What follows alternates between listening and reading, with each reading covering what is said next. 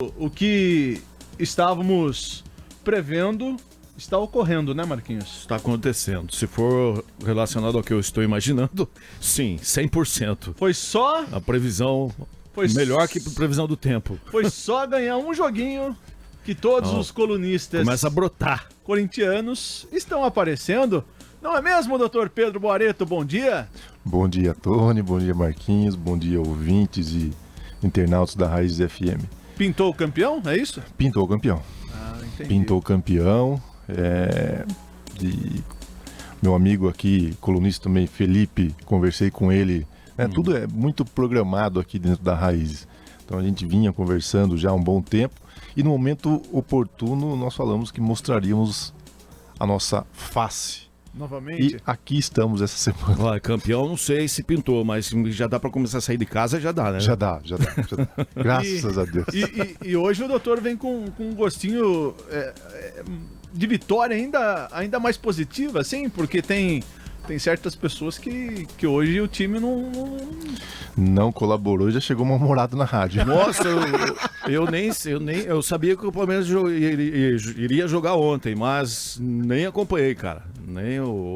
Essa noite foi maravilhosa. Descansei. Diz que teve terremoto ali na Nova Aparecida. De tanto que Marquinhos roncou. É possível mesmo. Doutor, brincadeiras à parte. Hoje manchetamos aqui uma manchete que não é de hoje que o senhor bate nesse ponto, né? Exatamente, Tony.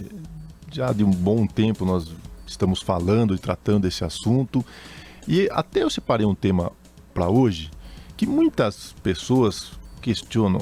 Mas a impunidade no país, esse país não tem lei, não tem justiça. Mas eu faço uma indagação. E aí?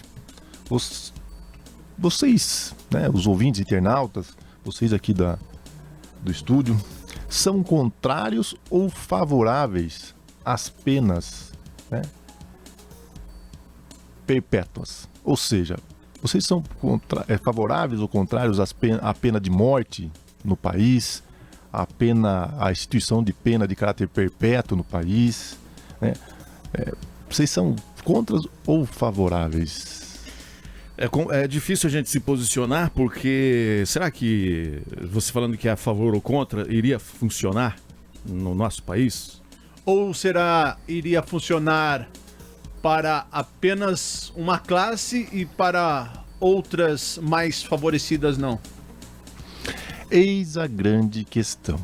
A gente sabe que a Constituição de 88, ela já com o papel que o Brasil assumiu, com o compromisso constitucional que o Brasil assumiu, inclusive, voltado à questão da dignidade humana e principalmente à ressocialização dos condenados, o Brasil ele não tem essas penas de caráter perpétuo, né?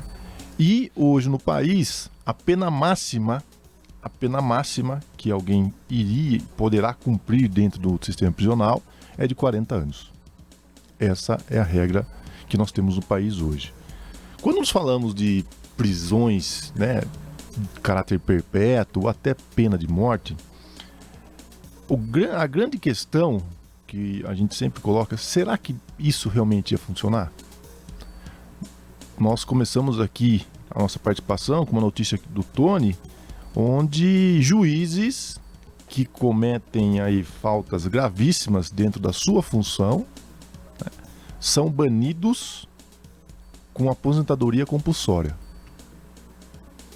Se a gente instituísse hoje uma pena mais severa no país, para quem vocês acham realmente que isso funcionaria? Será que é para toda a sociedade? Pelo menos deveria, né?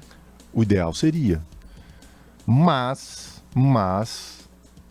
eu tenho plena convicção que isso funcionaria somente para aquela classe mais humilde. Que onde uma morte, de repente, não teria tanta repercussão. Mas você acha que nós tivemos aí um caso de grande repercussão aqui no estado de São Paulo de um motorista de uma Porsche que matou um trabalhador, motorista de Uber. Você acha que se esse motorista da Porsche fosse condenado efetivamente a uma pena de morte no Brasil, ou uma prisão perpétua, qual seria a repercussão disso? Será que seria a mesma de repente um menino que foi pego numa favela traficando droga e também foi condenado ali a uma prisão perpétua? Ou um menino de repente que na favela chegou e matou alguém também? Será que o destino de ambos seria o mesmo? Pela lei, né, se isso fosse uma realidade no país, No papel, né? no papel, deveria ser, mas de fato não ocorre. Eu acho que a gente sempre volta na mesma tecla. O problema não estão efetivamente nas leis. O problema maior é todo o contexto que envolve a aplicação das leis. É o magistrado que, quando comete um erro gravíssimo, é aposentado compulsoriamente. São os políticos que recebem altos salários e N penduricalhos, e quem paga a conta é a população. As leis são todas elaboradas por inúmeros políticos, que inclusive têm palhaços, né? Literalmente palhaços, que realizam campanha política vestidos de palhaço e são eleitos. Essas pessoas que estão fazendo as leis. Agora imagine se nós instituíssemos no país uma pena tão grave como essa, se realmente isso funcionaria. Eu tenho plena convicção que o que nós precisamos é de um país onde realmente a nossa Constituição, que também precisa ser revista, que já é de 1988, também precisa de uma reforma, mas que essa Constituição realmente seja aplicada dentro de um sistema que realmente tenha eficácia e que funcione. Não que simplesmente seja utilizado como forma de protelar o cumprimento de decisões. Um juiz de primeira instância profere uma decisão e até essa decisão ser cumprida, isso demora anos.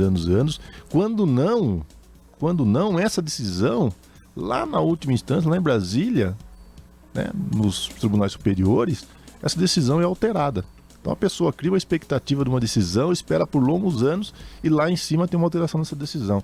Então eu penso que, e defendo que a questão dessas prisões perpétuas no país não são soluções absolutamente para nada, até porque elas somente viriam para atingir uma determinada classe, né, econômica e, infelizmente, não trariam essa segurança, principalmente jurídica, que todo mundo sempre alega e sempre defende, onde quem faz tem que ser punido e tem que arcar com as suas consequências. Infelizmente, não é assim que funciona no nosso país.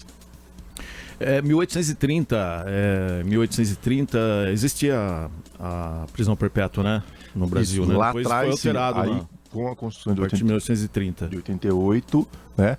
Com esse tratado internacional, o Brasil aderiu a esse princípio da dignidade da pessoa humana e da ressocialização também, e a questão do caráter punitivo, ele, com a própria vida ou de caráter perpétuo, ele foi extinto. Agora, Marquinhos, o que nós observamos, os Estados Unidos, por exemplo. Isso que ia comentar. Eu ia mencionar. Lá funciona? E não só os Estados Unidos, na União Europeia também, Sim, né? Alguns sim. países ali. Mas o que nós mais observamos, dentro dos próprios Estados Unidos, nós observamos diversos casos, são noticiados, inclusive no país, aqui no Brasil, onde uma pessoa que tinha sido condenada à prisão perpétua, ou até mesmo prisão de morte, né? A pena de morte, ela acabou sendo inocentada ao final do processo, e a execução ou o cumprimento até o final da pena não aconteceu. Então, num país com uma estrutura como é os Estados Unidos, país do primeiro mundo, que tem todo um aparato, isso acontece, imagina que não aconteceria aqui. Exatamente. E é que eu costumo dizer, é triste, mas mais vale hoje um culpado em liberdade do que uma pessoa inocente dentro da prisão. Exatamente, é isso mesmo. Né? Imagine que situação, em alguns casos, acredito que isso já deve ter acontecido, né? Acontece muito, inclusive aqui no próprio Brasil, diversas vezes, vimos aí situações onde pessoas que foram, ficaram meses e meses presas e foram confundidas, né? De repente, coisas bárbaras. Não estou nem falando de questões processuais, onde a pessoa de repente ficou presa e por uma decisão judicial que pode ser questionada ou discutida, ela foi colocada em liberdade. Estou falando de erros graves do judiciário, onde de repente prenderam, ao invés de prender a pessoa X, prenderam o irmão dessa pessoa e essa pessoa ficou presa. Ou confundiram alguém com aquela pessoa e prenderam essa pessoa e lá na frente verificar, não é ela, é outra. Esses erros já acontecem bastante aqui. Então imagine se a gente instituísse de repente uma pena de morte, uma pena de caráter perpétuo. O sistema, infelizmente, brasileiro não está preparado para isso. Infelizmente. Não está preparado porque o magistrado tem aposentadoria compulsória e não é um salário baixo, né, doutor? Quem está para representar a população lá em Brasília para gerir as leis? Vamos aí por o exemplo, os senadores. Hoje, um cidadão comum, se vai aposentar, ele tem que ter o tempo de contribuição, mesmo que ele tenha contribuído a mais, o máximo que ele vai receber ali de aposentadoria é um salário de, no máximo, R$3.000. Vamos dizer, um senador, se tiver a sua... Um ex-senador, se tiver a sua aposentadoria completa, vamos dizer assim, de 35 anos de mandato eletivo, ele recebe simplesmente R$46.366,19. Senador, são 8 anos só, não é? Não, ele tem que ter um tempo. Ele tem que ter um tempo. Mas ele vai sendo... computado todo o período de trabalho. Computado aí a partir de... Perfeito. Então... É uma discrepância absurda. Absurda. Então, por essas e por outras que fica mais que comprovado que o país não tem condições, infelizmente, de ter um sistema mais rígido punitivo. Porque os benefícios em pró de determinadas classes dentro do próprio país, ele é absurdo e é notório. Diga-se juízes, diga-se a questão do próprio caso aí que o Tony mencionou dos senadores, mas tem também deputados, tem todo um contexto onde diversas pessoas são beneficiadas por, de repente, ocupar um cargo político ou um outro cargo por concurso, né, em detrimento de todas as outras classes. Então, por que apenas aquela classe, né, pode ter todo esse benefício tão discrepante, um salário de 45 mil, perto de um trabalhador que, quando vai tentar se aposentar, é uma luta, muitas vezes tem que ingressar com uma ação judicial para conseguir ter o seu direito reconhecido, e em contrapartida, quando tem seu direito reconhecido, aposenta com 2, 3 salários, daqui 2, 3 anos, cai a aposentadoria, cai o valor, é aquela briga, aquela discussão e não tem a quem recorrer. Agora, vê se esses 45 mil tem redução, que é o salário da aposentadoria dos políticos. E outra coisa, essas normas, acredito que lá na frente vai acabar afunilando e vai acabar se tornando insustentável, né? Sim. Mas aí quem vai pagar? É você, sou eu. Somos nós, infelizmente. E além de tudo, né, doutor? Posso estar enganado, mas acredito que todos os ex-presidentes do nosso país são bancados à nossa custa, né? Aos nossos impostos. Porque todos têm salários, têm estrutura de segurança e veículos, né? Infelizmente, essa é a realidade. Infelizmente. É aquela verdadeira brincar com a cara do cidadão. Exatamente. Doutor, fechamos? Fechamos. Agradeço Tony, Marquinhos, ouvintes, internautas. Pão e circo. Um bom restinho de semana. E se Deus quiser, e se o Corinthians ganhar, até a próxima semana. Olha lá, ó. Felipe Vaz mandou aqui, ó. Bom dia, diretoria. Ótima sexta-feira já.